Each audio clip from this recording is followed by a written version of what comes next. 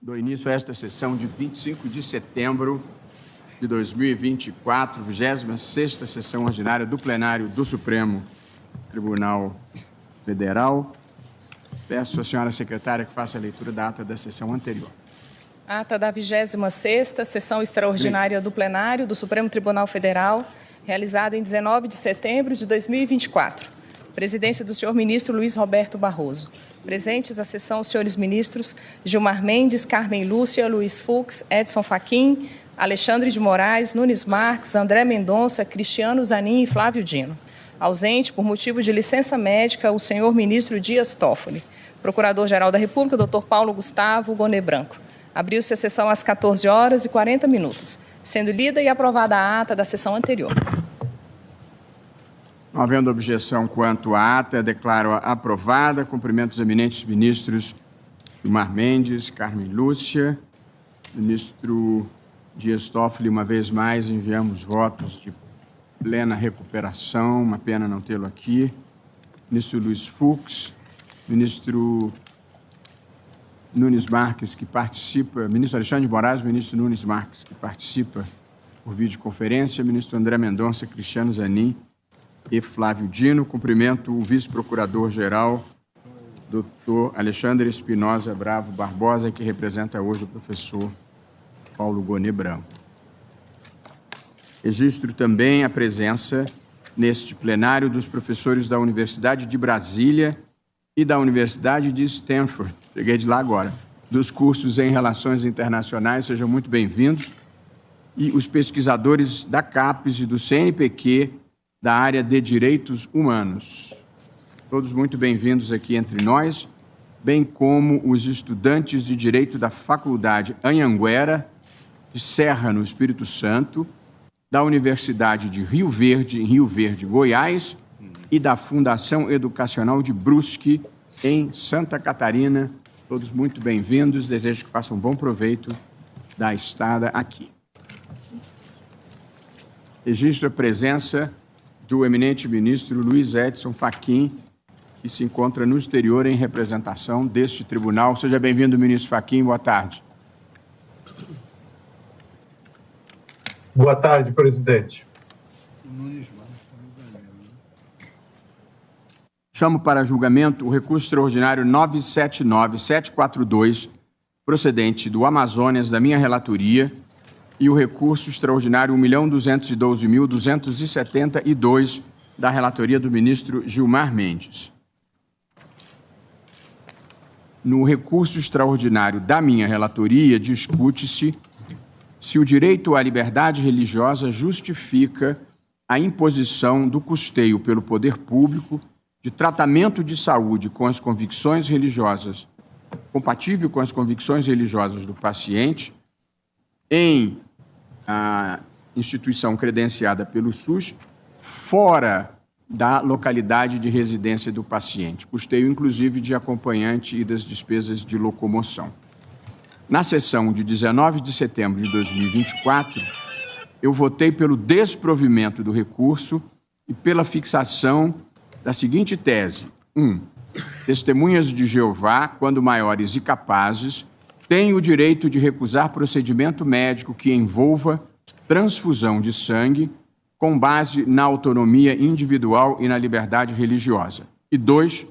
Como consequência, em respeito ao direito à vida e à saúde, fazem jus aos procedimentos alternativos disponíveis no Sistema Único de Saúde, podendo, se necessário, recorrer a tratamento fora do seu domicílio. E fui acompanhado pelos ministros Gilmar Mendes, Flávio Dino, Cristiano Zanin e André Mendonça. Depois do debate, foram acrescentados ao voto, na ementa, a seguinte proposição, a seguinte frase: a recusa de transfusão de sangue somente pode ser manifestada em relação ao próprio interessado, sem se estender a terceiros, inclusive e notadamente filhos menores.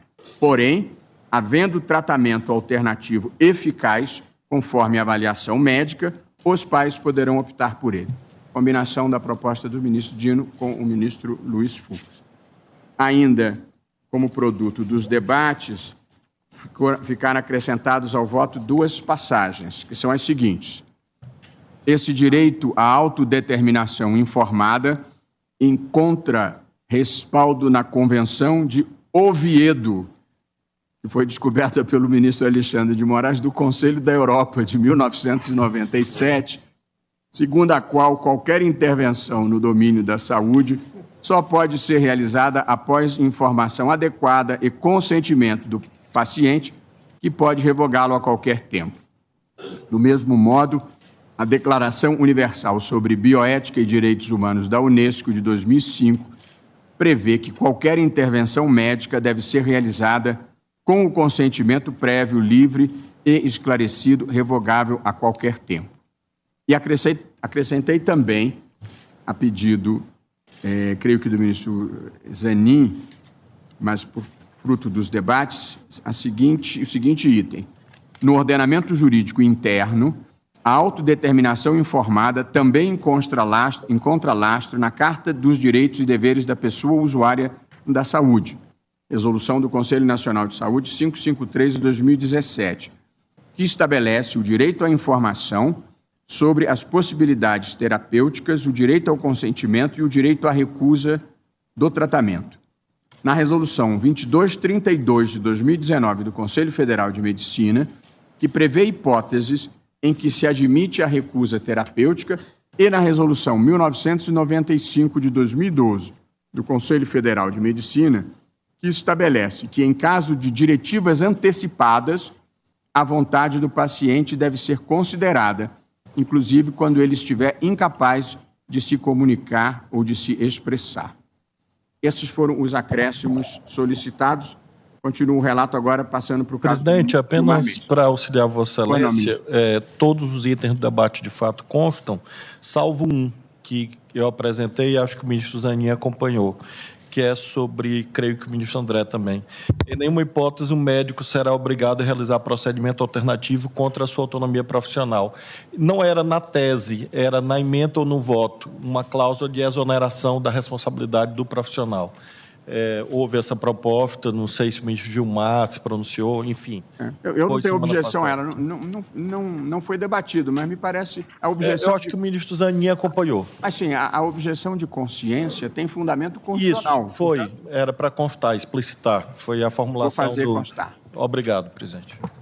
E agora, no caso do ministro Gilmar Mendes, que é o RE 1.212.272, discute-se se o direito à liberdade religiosa possibilita que testemunhas de Jeová se recusem a receber transfusão de sangue em cirurgia.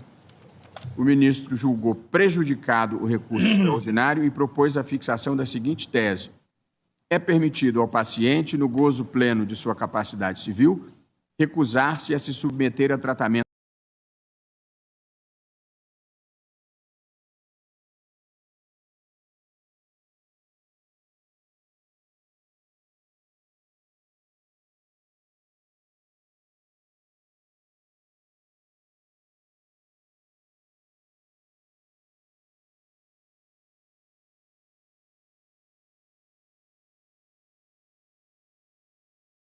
de saúde por motivos religiosos.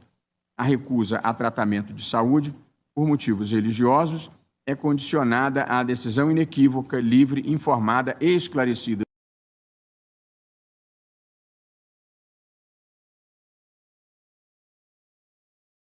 do paciente, inclusive quando veiculada por meio de diretiva antecipada de vontade. E 2, é possível a realização de procedimento médico disponibilizado a todos pelo Sistema Público de Saúde, com a interdição da realização de transfusão sanguínea ou outra medida excepcional, caso haja viabilidade técnico-científica de sucesso, anuência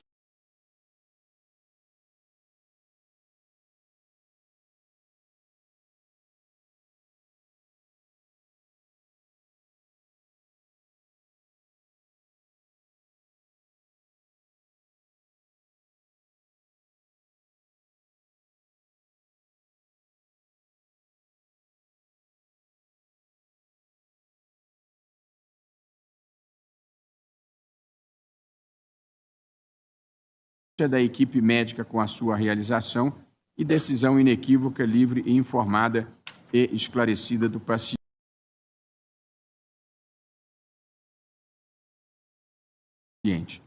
E o ministro Gilmar foi acompanhado por mim e pelos ministros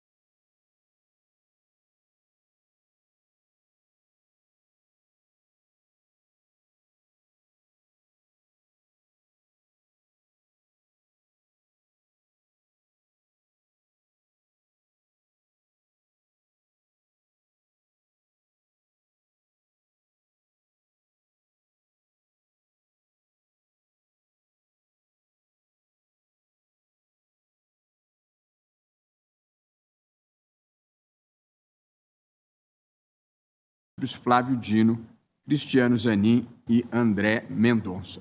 Esse é um relato do que se passou na sessão anterior e passo agora a palavra ao ministro Cássio Nunes Marques. Boa tarde, ministro Cássio.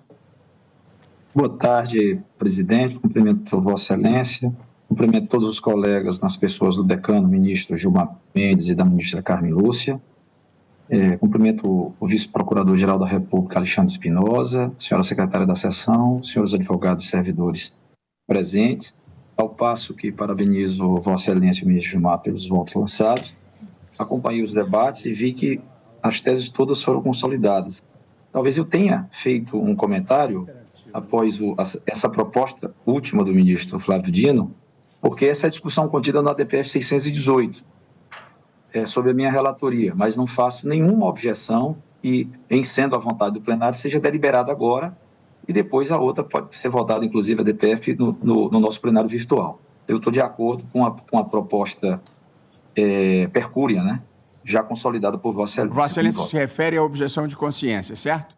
Isso, porque a DPF 618 ele trata exatamente das resoluções do Conselho Federal de Medicina que, consagrando a nossa legislação constitucional e infraconstitucional, garantem esse direito de recusa do médico diante de circunstâncias como a falta de estrutura, a própria falta de expertise do profissional a fazer um procedimento alternativo.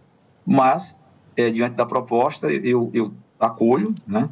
E praticamente esvazia a DPF, o que facilita também a nossa vida no novo julgamento que já pode ser realizado em sede plenária virtual. Ok.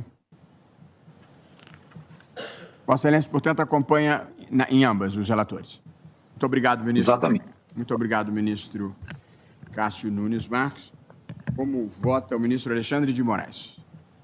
Boa tarde, presidente. Cumprimento Vossa Excelência, cumprimento a ministra Carmen, os eminentes colegas, cumprimento também o doutor Alexandre Espinosa, que hoje representa o Procurador-Geral da República e é o Vice-Procurador-Geral Eleitoral, com quem tive a honra de, até junho, trabalhar no Tribunal Superior Eleitoral. Presidente, eu juntarei voto por escrito, mas até porque o julgamento se reinicia hoje, só gostaria de fazer rápidas reflexões desses dois casos.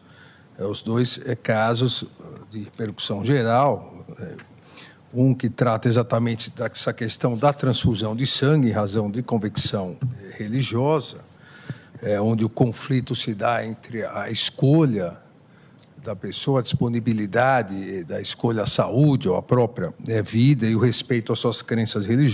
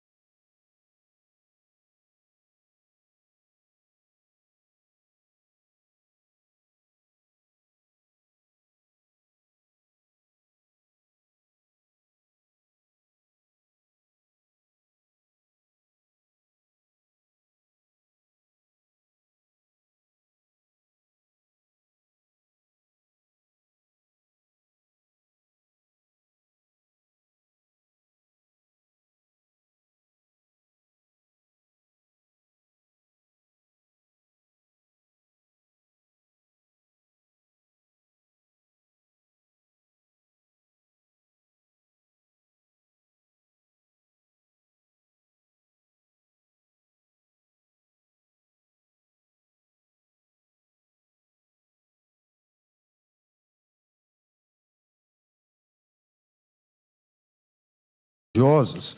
E o outro caso, o tema 952, também diz respeito à crença religiosa e a possibilidade ou não de oferecimento e custeio por parte do Estado, como foi debatido na sessão passada, o custeio, inclusive, de transporte, de estadia, para que fosse realizada, ou para que possa ser realizada essa terapia alternativa. Há já vários precedentes, inclusive 2 de minha redatoria, a que Vossa Excelência também se referiu em seu voto, um que tratava do ensino religioso, e o outro que tratava do ensino domiciliar, que tem um fundamento basicamente norte-americano da questão religiosa. E nesses dois casos, como disse, que ficaram da minha redatoria, eu já reafirmei várias vezes, assim como no caso de redatoria do ministro Edson Fachin, sobre o sacrifício de animais por adeptos de religiões de matriz africana, a necessidade absoluta de respeito à fé alheia, ou mesmo, é o que a Constituição consagra, o respeito à ausência de qualquer crença religiosa, porque a liberdade religiosa, assegurada constitucionalmente, consagra também o respeito ao ateísmo. Em várias oportunidades, isso é esquecido, mas a Constituição consagra a liberdade de acreditar em qualquer fé e também nenhuma fé. E ninguém pode ser prejudicado ou favorecido em virtude disso.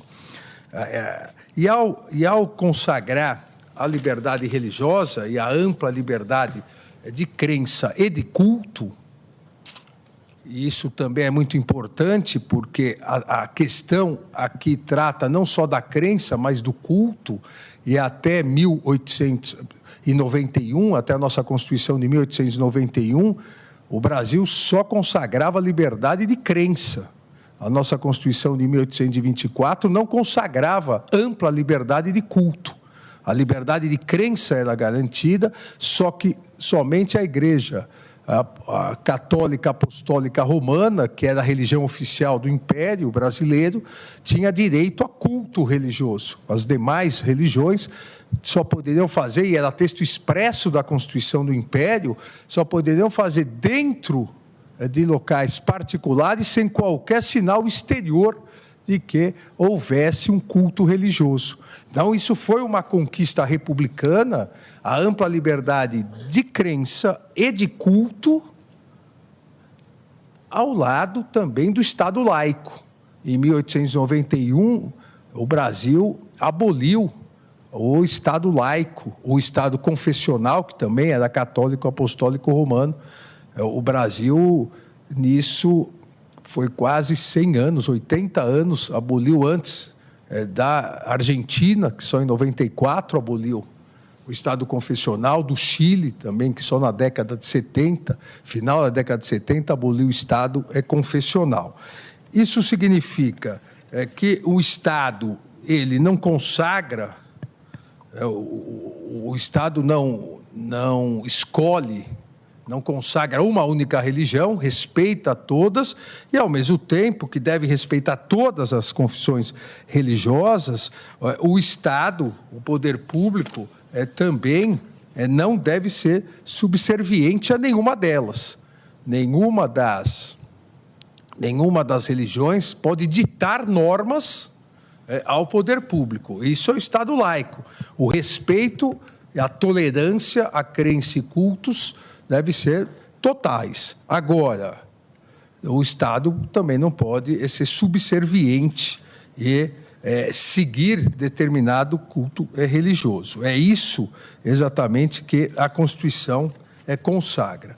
Dentro dessa ideia, dessa consagração, que cada caso concreto, cada conflito aparente de normas constitucionais apresentado, cada um desses conflitos deve ser analisado dentro desse binômio. A laicidade do Estado, onde o Estado não deve ser subserviente a nenhuma religião, e a consagração da liberdade religiosa, culto, crença e culto, onde também o Estado não pode ser subserviente, mas o Estado não pode impor a sua vontade contra os dogmas religiosos de determinada pessoa. E aí, presidente, nesse caso, me parece que não há dúvidas, fazendo de forma bem resumida, não há dúvidas de que o Estado não poderia impor às pessoas que professam a crença de testemunha de Jeová, impor uma transfusão de sangue, desde que, obviamente, a pessoa seja capaz, maior e capaz. Isso, e Vossa Excelência lembrou agora da Convenção de Oviedo, aprovada na União Europeia, mas também a Declaração Universal sobre Bioética e Direitos Humanos da Unesco, de 2005, em seu artigo 6º, também para todo tipo de intervenção médica, exige, para qualquer tipo de intervenção médica, exige o consentimento prévio, livre, esclarecido de maiores de idade, de pessoas capazes. Há também, salvo engano, foi o ministro André que lembrou os enunciados da Justiça Federal, enunciados que também colocam a necessidade de se averiguar se essa vontade é livre, consciente e válida. Então, obviamente, a partir da vontade livre, consciente e válida, o Estado não estaria sendo subserviente a uma determinada religião ao deixar de impor a transfusão de sangue. Então, não fere a laicidade do Estado, mas o Estado estaria impondo a sua vontade contra um dogma muito caro aos testemunhas de Jeová. Estaria ferindo um dogma que é uma das bases da crença religiosa de inúmeras pessoas. Então, não é possível, a meu ver, essa imposição. E eu cito no voto, e não vou aqui cansá-los, mas cito, inclusive, a legislação editada em 2012, em Portugal, também tratando dessa questão e tratando de outra questão importante, que relembrei, consta na Convenção de Oviedo, e foi uma preocupação do ministro André, do ministro Cristiano Zanin, a questão do testamento vital. A Lei 25/2012 de Portugal trata cria um registro nacional de testamento vital. A possibilidade da pessoa já antecipar, no caso da sua incapacidade de determinado consentimento para determinadas intervenções médicas, a pessoa maior de idade capaz, ela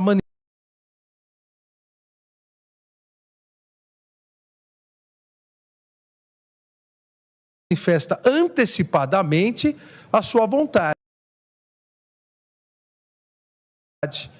Então, também é possível, me parece que nós devemos também aceitar isso, se houver uma manifestação antecipada. Já temos isso, presidente, colega, já temos isso na legislação em relação à doação de órgãos.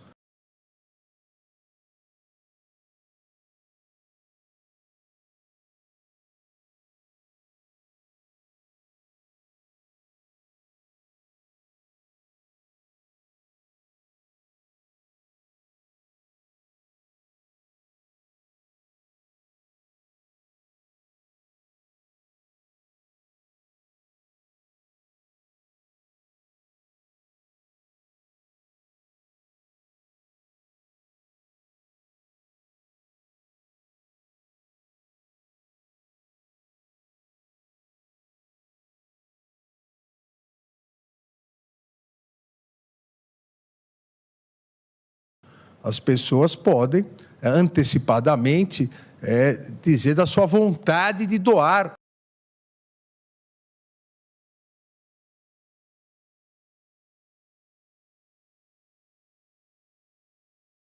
os seus órgãos, isso consta na cédula de identidade no RG.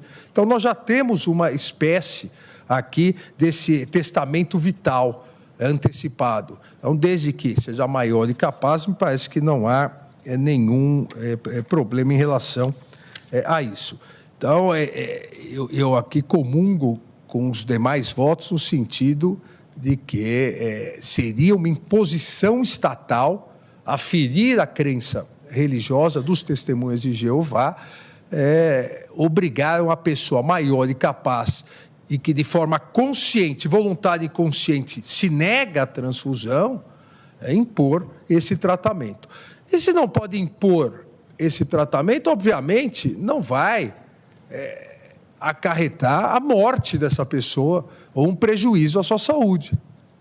Na verdade, os dois temas de repercussão geral, eles são complementares, porque se não pode impor e existe um tratamento alternativo, qual seria a opção? Eu não posso impor, então a pessoa que morra, ou a pessoa que piore. Não, eu não só não posso impor, como eu tenho o dever, porque é dever do Estado a saúde, eu tenho o dever de fornecer o tratamento alternativo, desde que, obviamente, nós estamos discutindo isso em outro processo, a questão dos tratamentos alternativos, desde que haja comprovação da eficácia desse tratamento, desde que o SUS forneça esse tratamento. Se o SUS reconhece esse tratamento, fornece esse tratamento, a meu ver, também é dever do Estado esse fornecimento. Então, presidente, com essas rápidas reflexões, acompanho integralmente não só Vossa Excelência, como também o ministro Gilmar, com as considerações feitas anteriormente. Eu, presidente, já disse na sessão passada, em que me parece que a maioria tenha aderido à propositura de Vossa Excelência do maior capaz e voluntária, a vontade voluntária e consciente constar na ementa, eu entendo que deveria constar na tese. Mas como o ministro Flávio Dino bem lembrou, se vai constar na tese que tem que ser maior, capaz, consciente, obviamente, contrário ao senso, o menor não poderá. Ficaria mais claro, mas só como observação. Então, acompanho Vossa Excelência, acompanho o ministro Gilmar. Muito obrigado, ministro Alexandre. O ministro Alexandre comentou incidentalmente sobre a questão da doação de órgãos. Gostaria de lembrar que o CNJ lançou uma campanha pela doação de órgãos com grande sucesso e que permite que online a pessoa faça a doação de órgãos com a confirmação pelo cartório. É uma página que se chama Autorização Eletrônica de Doação de Órgãos, AEDO. E, portanto, qualquer pessoa que tenha interesse em fazer a doação de órgãos, existe uma fila de milhares de pessoas precisando de órgãos. Se tiver registrado em cartório, isso fica numa base de dados e quando a pessoa se for, é possível acessar essa base de dados e saber que essa pessoa doou órgãos para que ele seja utilizado por quem tenha necessidade. De modo que gostaria de lembrar e estimular todas as pessoas. Eu mesmo inaugurei a página doando os meus, espero que daqui a muito tempo, mas em algum momento seja útil para alguma outra pessoa. E recomendaria a todas as pessoas que não têm alguma convicção religiosa em contrário, que fizessem isso, porque a gente ajuda a salvar vidas. Como vota o ministro Luiz Edson Fachin, que está no encontro de cortes constitucionais no Peru, representando o tribunal. Vossa Excelência tem a palavra. Muito obrigado, presidente. Cumprimento Vossa Excelência, ministra Carmen Lúcia, os eminentes pares. Eu tenho, senhor presidente, um voto mais alongado que farei juntada. Eis que as conclusões no voto que cheguei vão ao encontro das conclusões de Vossa Excelência no recurso 979.742 e também no extraordinário 1.212.272 da relatoria do eminente ministro Gilmar Mendes. Nesta oportunidade, nada obstante, ressalto muito rapidamente alguns breves pontos apenas para evidenciar que o tribunal, ao se colocar na linha que Vossa Excelência, em boa hora, trouxe para definir essa matéria, segue um conjunto de diretrizes na jurisdição constitucional já manifestadas em tema de liberdade religiosa, liberdade de crença e de consciência, como, por exemplo, aqui já mencionado, quando tratamos da Lei 11.915 do Estado do Rio Grande do Sul e a liberdade religiosa em ritual, em cultos e liturgia das religiões de matriz africana, cuja redação para o acórdão daquele extraordinário 496-601 a mim coube. Assim também decidimos no recurso extraordinário 1.099.099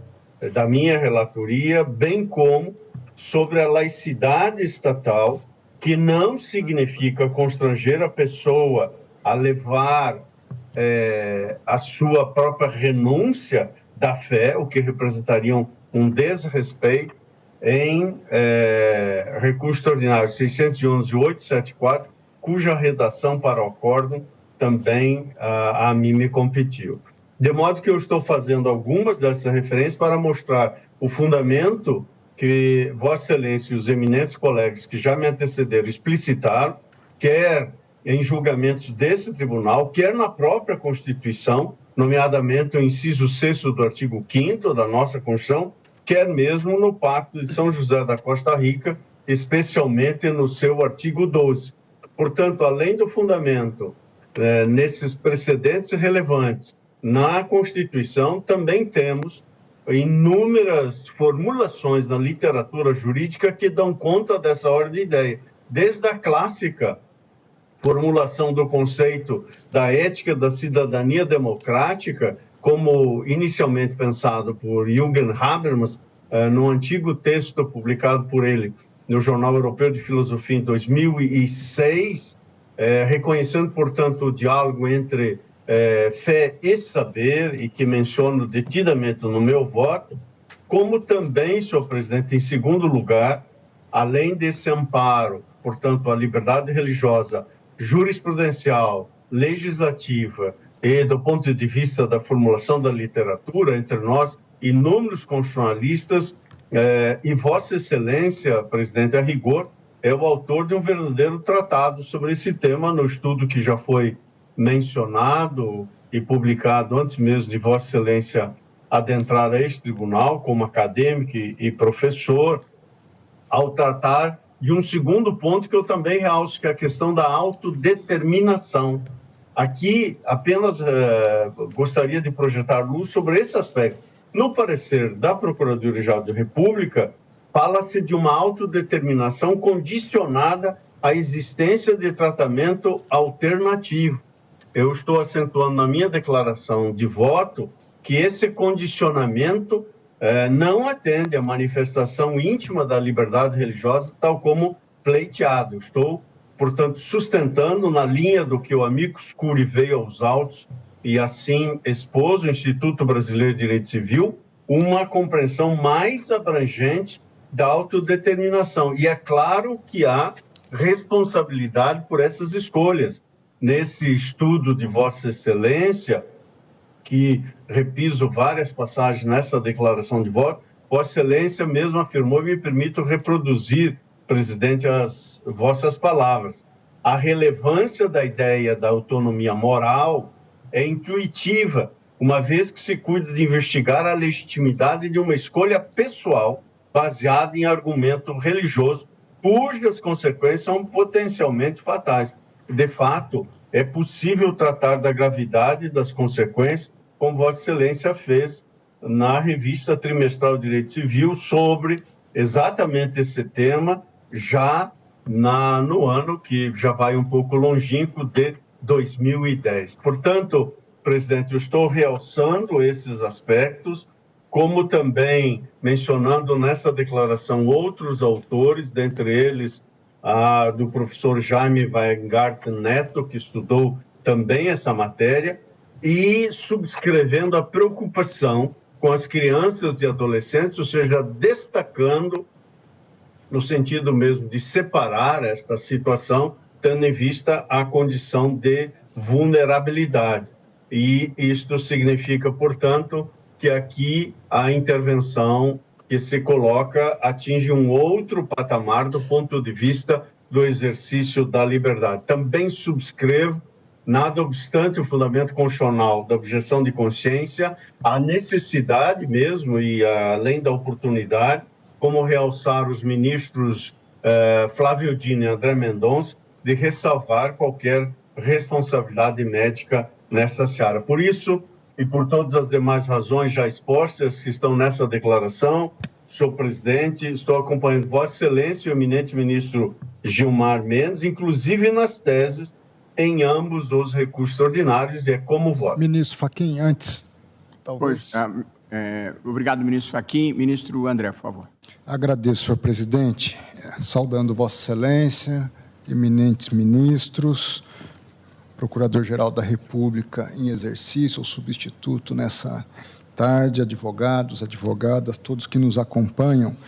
Eu deixei para fazer essa intervenção ao final do voto do ministro Fachin, porque na última sessão, quando consignei e registrei meu voto, após a sessão, conversava eu com o ministro Fachin sobre um aspecto do meu voto que diz respeito à resolução 2232 de 2019, que também já está consignada por Vossa Excelência, e creio que pelo ministro Gilmar Mendes, e ela trata da questão da objeção de consciência do médico em relação a um determinado tratamento específico, mas ela trata também no direito de recusa do paciente em relação a algum tratamento. E no meu voto consignei, em função do artigo 4º dessa resolução, que não seria dever do médico, diante da recusa do tratamento que demandasse transfusão de sangue, o fato de encaminhar uma representação às autoridades competentes. Abro aspas, Ministério Público, Polícia, Conselho Tutelar, etc. Ou seja, se há um direito do paciente, não é um dever do médico fazer uma representação por eventual ilícito praticado por esse paciente.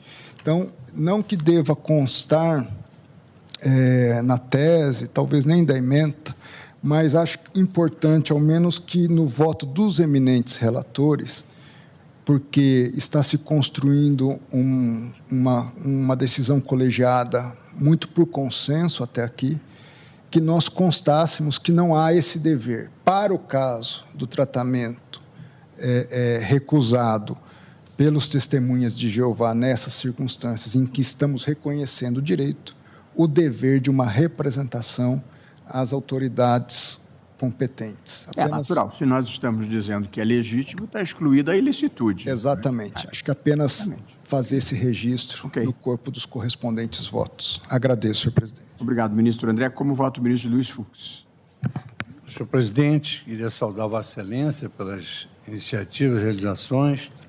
Queria saudar Sua Excelência Procurador-Geral da República, doutor Alexandre Espinosa, que hoje está aqui conosco, nossos decanos, Gilmar Mendes e ministra Carmen Lúcia, e cujo saúdo todos os colegas, os advogados presentes da comunidade Testemunhas de Jeová. Senhor presidente, é uma causa daquelas relevantes que nos impõe, digamos assim, um trabalho dedicado e aprofundado. Então, também vou juntar voto, mas gostaria de destacar alguns pontos aqui que são as minhas premissas para chegar a uma conclusão. E, no meu modo de ver, a premissa basilar na presente discussão é de que, independentemente do motivo da recusa a determinado tratamento ou procedimento médico, deve sempre prevalecer a vontade do paciente plenamente capaz, em respeito, assim como Vossa Excelência e todos os demais destacaram, à dignidade da pessoa humana e aos direitos fundamentais, à autodeterminação e à saúde.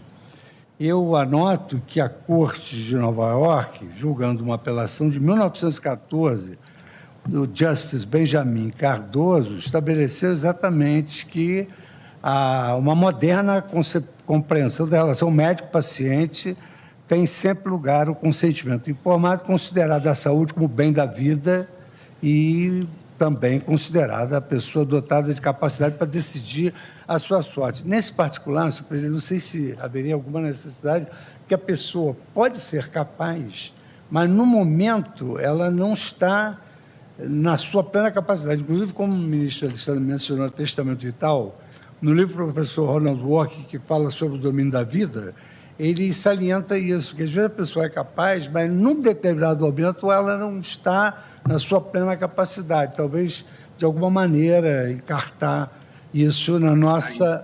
Mas nós destacamos aqui, aí se ela tiver manifestado previamente a sua vontade, a vontade prevalecerá. Também.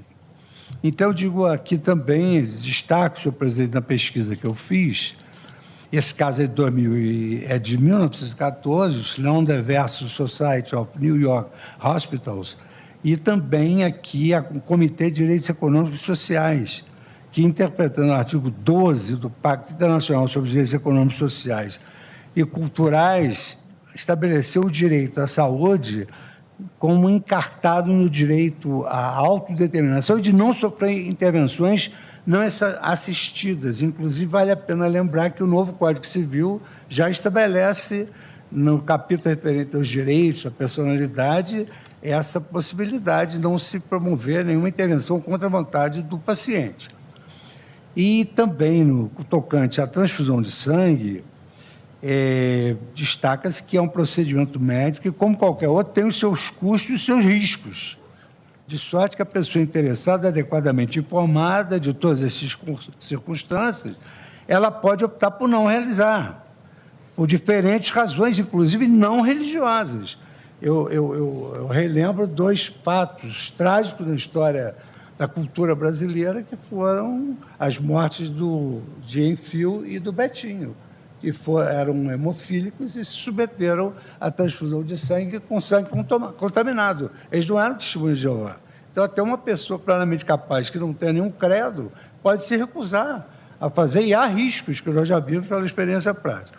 A natureza religiosa da recusa, do meu modo de ver, de nenhuma maneira pode afastar a necessidade de um consentimento livre e informado para que determinado procedimento seja realizado nos termos do Código Civil.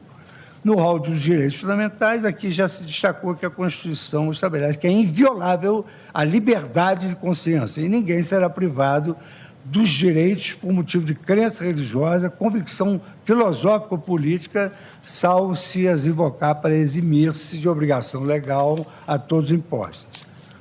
A liberdade religiosa, ela não é exercível apenas no âmbito público, mas apenas e também no âmbito privado e público, conforme destacou o ministro Edson Fachin na DI 2566, julgada aqui pelo Supremo Tribunal Federal em 2018. E essa dupla dimensão da liberdade de crença é igualmente reconhecida na Declaração Universal de Direitos Humanos, Pacto Internacional sobre Direitos Civis e Políticos e Convenção Americana de Direitos Humanos, que é o nosso Pacto São José da Costa Rica. A liberdade de manifestação externa da religião não se esgota, isso aqui é importante, não se esgota no exercício do culto enquanto ritual ou solenidade. Não é só tolerar a solenidade, mas também significa a proteção constitucional da possibilidade de comportar-se conforme a própria crença, que é basicamente aquilo que os testemunhos, seguidores de testemunhos de Jeová estão aqui pleiteando. Aqui, certamente, do conhecimento de Sua Excelência, o nosso decano, ministro Gilmar Mendes, o Tribunal Constitucional Alemão, no caso aqui mencionado, que eu cito nessas poucas premissas, reconheceu o tribunal a liberdade religiosa em sua faceta externa, abrangendo o direito de agir conforme a sua própria crença, que faz essa diferença. Não é só tolerar os cultos, é também obedecer, respeitar, que se comportem conforme a sua orientação. E a inobservância da vontade declarada em conformidade com a religião ou a crença traduz verdadeira discriminação religiosa repudiada pela Constituição Federal Brasileira e pelo direito internacional, como se observa do Pacto Internacional sobre Direitos Civis e Políticos, Convenção Americana, os artigos aqui mencionados, Declaração Universal, e a declaração sobre a eliminação de todas as formas de intolerância.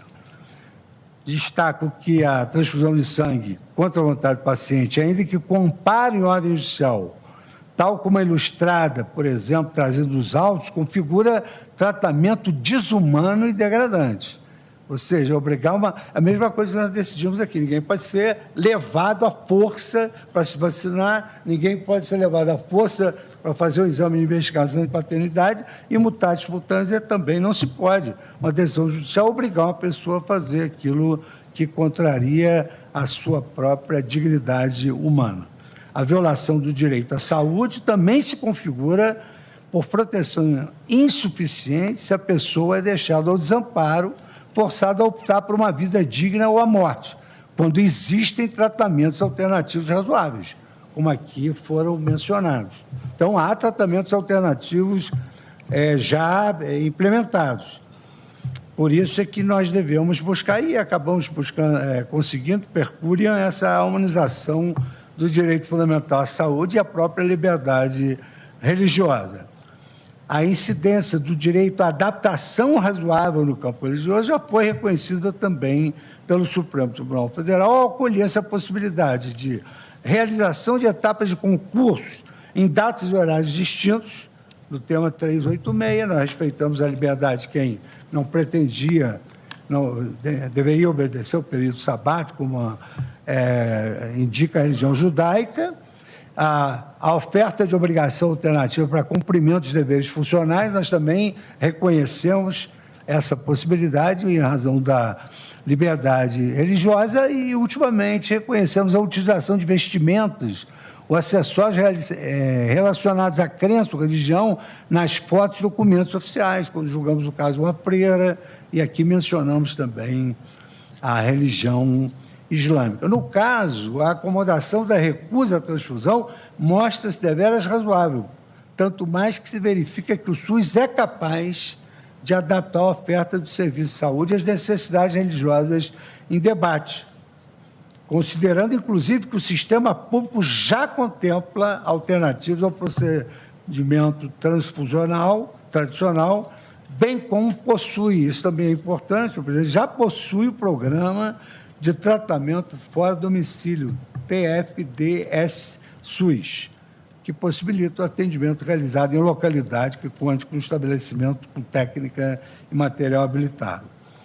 A 63ª Assembleia Mundial da Saúde exortou os Estados-membros da OMS a implementar o programa de gerenciamento do sangue do paciente, Patient Blood Management, de sorte a conferir maior efetividade ao direito à saúde da população em geral, sem qualquer discriminação. E nessa metodologia centrada no paciente, baseada em evidências, o atendimento é preparado de modo a fazer desnecessária a transfusão de sangue de terceiros, diminuindo os custos e os riscos implicados na política pública tradicional. Inclusive, eu trago aqui um dado que já se iniciou esse programa no Ceará, e aqui no Distrito Federal, no início de 2024, criou-se um grupo de trabalho para estudar a implementação dessa metodologia no sistema distrital, e também servindo como exemplo o Hospital Universitário da Unifesp,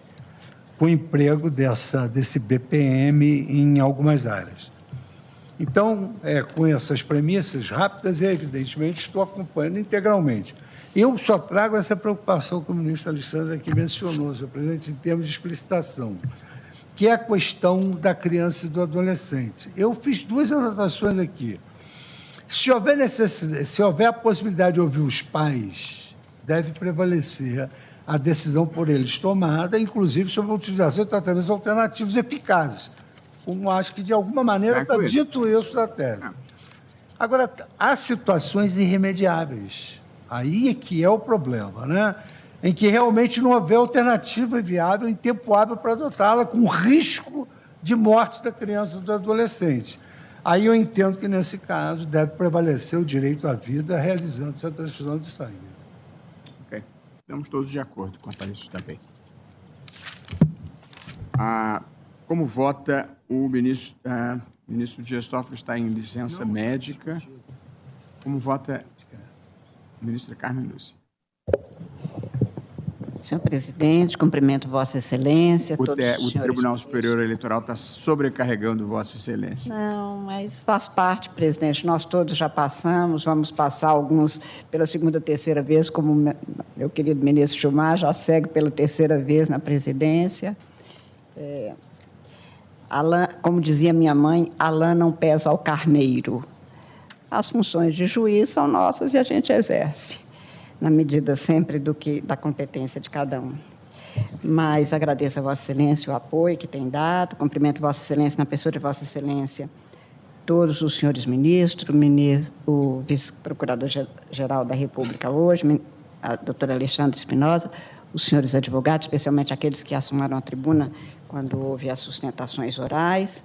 E queria, presidente, cumprimentar inicialmente Vossa Excelência e o ministro Gilmar por terem trazido um tema tão candente, tão sério, tão grave. Mas antes de cumprimentar pelo voto e pela pauta, eu queria, é a primeira vez que falo depois de quinta-feira, quando Vossa Excelência fez referência ao capacitismo, e, portanto, queria também dizer que esta é uma pauta importante para o Poder Judiciário levar adiante, no sentido de fazer com que todas as formas de preconceito sejam superadas. Lembrando, presidente, que daqui a uns dias vamos comemorar, lembrar e refletir sobre os 36 anos de vigência da Constituição brasileira, e a única ação afirmativa por cota que o texto originário da Constituição brasileira trouxe foi exatamente nesta matéria, que é o inciso 8 do artigo 37, que estabeleceu que haveria sempre cotas em concurso público para deficientes, a despeito de a gente ainda ter concursos realizados no Brasil sem o cumprimento desta exigência. Mas isto dá bem a demonstração da importância do que Vossa Excelência ressaltou no início da sessão passada, desta nossa mais recente sessão, enaltecendo que este é um papel da maior significação, da maior importância, e que nós, seres humanos, precisamos de aprender a viver, conviver, e não apenas contracenar com os que são diferentes, até porque todos nós temos as nossas deficiências e as nossas competências, os nossos talentos e as nossas limitações. Portanto, quem se acha superior, porque olha o outro, porque apresenta alguma limitação física, se esquece que o pior não é a limitação física, é a limitação moral e ética e limitações de outra natureza que nos impedem de viver com autonomia e dignidade, que, aliás, é o tema principal deste julgamento, destes dois julgamentos. Quanto ao tema, presidente, como já havia até anotado e feito saber a Vossa Excelência, eu trago um voto escrito, de que vou fazer juntada, e, portanto, apenas farei brevíssimas observações no sentido de acompanhar tanto o voto no processo de relatoria de Vossa Excelência quanto do ministro Gilmar Mendes. O ministro Flávio Dino começou fazendo a referência extremamente importante. Estamos falando de Estado laico, mas de seres humanos que têm fé ou podem ter fé, e na maioria tem. Portanto, o Estado é que é laico, leigo. Nós não.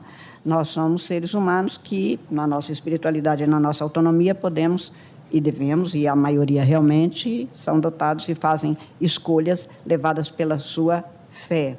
E, neste sentido, é que a liberdade religiosa veio trazer um outro patamar, inclusive nessa matéria que nós estamos aqui cuidando, que é o direito de recusar um tratamento eventualmente facilitado pela circunstância de que, na sua autonomia, pode-se optar por outro tratamento, e isto tem que ser custeado pela sociedade, pelo Estado, no exercício dos direitos constitucionais. Eu faria uma lembrança aqui, presidente, que na Constituinte, já que falei da Constituição do período de formação, o doutor Hilton Rocha fez uma verdadeira peregrinação, ele que foi até da comissão dos chamados notáveis, e introduzia, e ele fez várias explanações, e consta dos debates constituintes, que não garantia a liberdade do paciente de escolha de tratamentos, era ainda uma reserva, ele dizia, medieval de mercados. Eu, menina, ainda via que o médico podia fazer uma receita que, pelo menos teoricamente, só o farmacêutico sabia de que se tratava. Ninguém sabia, ninguém conseguia ler, era um traço, às vezes. Nossos pais não sabiam do que remédio era aquele, para que era, nem nada disso. E, felizmente, neste tema, o mundo mudou, o direito mudou, a vida mudou. Nós temos direito de saber e até de não saber do que estamos sendo cuidados. Aliás, a pessoa inteligente cuida da doença, cuida da saúde, não trata da doença, na medida do possível. E, portanto, nos casos de tratamento necessário, é preciso que a pessoa saiba do que se cuida e, portanto, qual a escolha que ela faz, especialmente quando se tratar, como neste caso, de negativa de um tratamento, pela sua liberdade religiosa, que, na verdade, como todas as formas de liberdade, são apenas expressões da liberdade humana e da dignidade humana. Tudo isso para dizer que, portanto, presidente, tenho que esta opção feita no sentido de não se ter um tratamento, de poder escolher outro que tenha a indicação com iguais competências ou até efeitos diferentes, mas que são da escolha de cada um, está no espaço de autonomia, no espaço de dignidade autônoma de cada pessoa, no exercício de suas liberdades. Portanto, eu também faço a ressalva que Vossa Excelência já fez, quanto a crianças ou aqueles que não estejam em condições de fazer as escolhas, como nós temos no caso de doação de órgãos, que foi hoje mencionado pelo ministro Alexandre, ela é prévia, evidentemente, e, portanto, aqui também nós temos que, se a pessoa se tornar ou estiver em situação de incapacidade para exprimir sua escolha, mas que tiver previamente feito, eu acho que vale, como foi posto. Também estou de acordo quanto à objeção de consciência por parte do médico, sem que haja qualquer ônus, nem para médico, nem para paciente, quanto às escolhas feitas. E, como disse, estou presente fazendo juntada de um voto escrito e acompanhando as inteiras o voto de Vossa Excelência e do ministro Gilmar e também as teses apresentadas como voto, presidente. Obrigado, ministra Carmen Lúcia. Chegamos, então, ao final do julgamento. Tenho o prazer de proclamá-lo. No recurso extraordinário 979742 da minha relatoria, por unanimidade, negou-se provimento ao recurso extraordinário, sendo aprovada a tese proposta. E no recurso extraordinário 1.212.272, do ministro Gilmar Mendes, foi julgado prejudicado o recurso extraordinário, aprovada a tese por ele proposta, que já li ao início, com os complementos que os colegas sugeriram. Basicamente, nós decidimos que as pessoas que professam a religião Testemunhas de Jeová têm direito à recusa do tratamento médico que envolva transfusão de sangue, notadamente quando existam tratamentos alternativos, e, mais do que isso, têm direito a se deslocarem à unidade do Sistema Único de Saúde de outra localidade, caso no município onde estejam domiciliados não haja esta possibilidade. Portanto, uma vez mais, reafirmada a posição deste Supremo em favor da liberdade religiosa e compatibilizando-a com o direito à saúde e o direito à vida. Parabéns a todos que se empenharam por esse resultado.